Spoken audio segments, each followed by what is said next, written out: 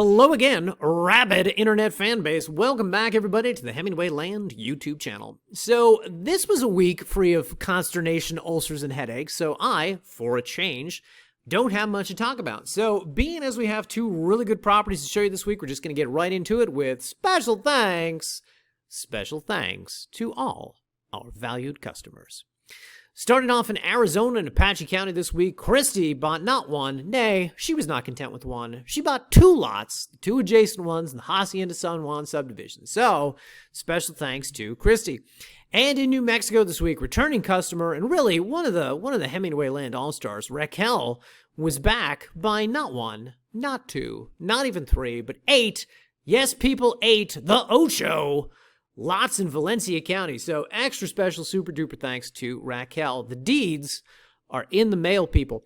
With all that said, we're back in the Silver State this week with ba-boom, 2 new properties I think you guys are really gonna like. Afford is another question, but I think you'll definitely like them. So, of the 2 properties going live this week, the first is here in Lyon County, a region which I have been trying for some time and failing to buy land in. Now, you guys will notice here that this is a 1-acre lot priced at $15,000, and I know many people are going to object and claim, absent any knowledge of property values in the region, that that's overpriced and I'm not going to pay that much for 1 acre of land. But I will tell you that this is in a really good location. In fact, to demonstrate this point, I am going to do this backwards. So, this is the property right here, 1 acre along Magnolia Road. And as we pull back just a little, you will see that it sits within walking distance of the Carson River and all the, I'm sure, no doubt great fishing opportunities afforded along its banks.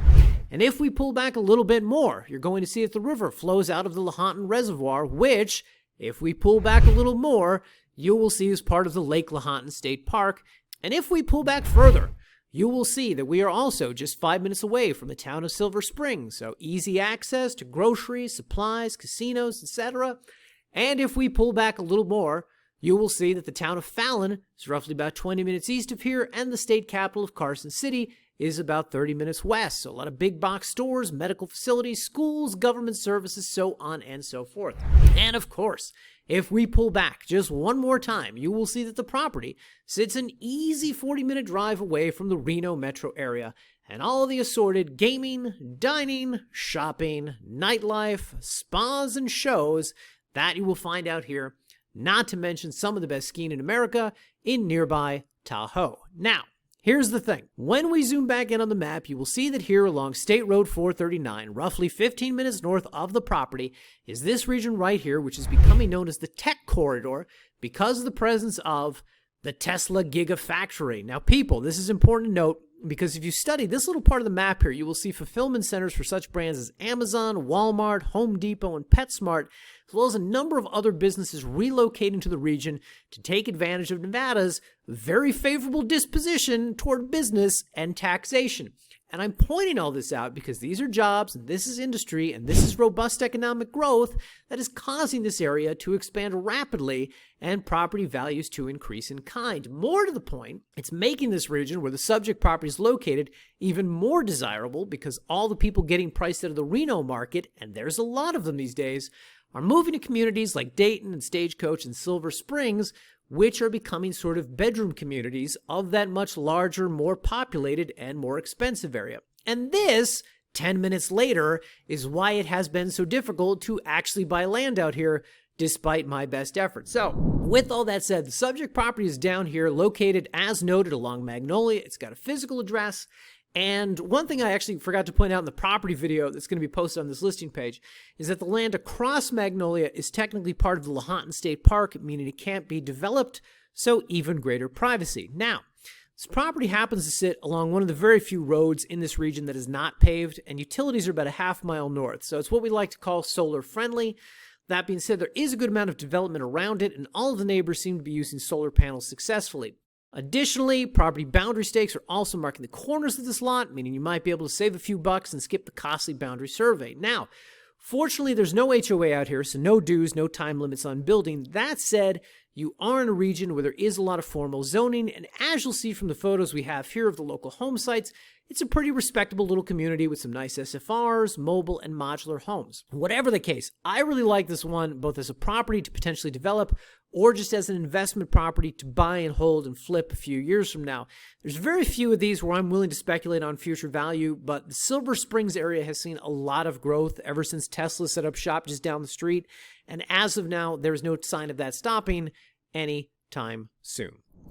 The second property we have for you this week is located out in Nye County, in another one of these bedroom communities adjacent to a major metro area, which is also experiencing a lot of growth due to the neighboring market becoming too expensive. Of course, this town is Pahrump, and the neighboring market is Vegas, and right now the inexpensive houses in Vegas are getting into that $600,000, $750,000 price range, so Pahrump is becoming really a desirable alternative to many of the 60,000 people a year who move to Southern Nevada. Now, quick thing I want to point out, like the other listing we have out here, this is a half-acre lot with power, paved roads, city utilities, and it's in a nice residential region, sort of in the southern part of the valley.